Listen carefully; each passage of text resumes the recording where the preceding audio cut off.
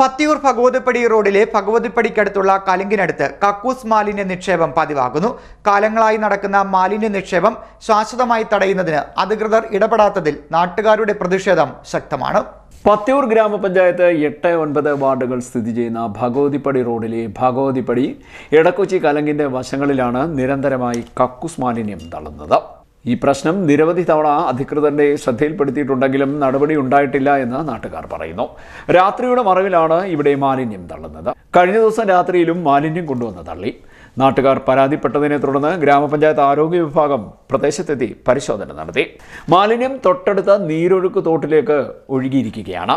സമീപത്തെ വീട്ടിൽ ഭിന്നശേഷിക്കാരനായ കുട്ടി ഉൾപ്പെടെയുണ്ടോ.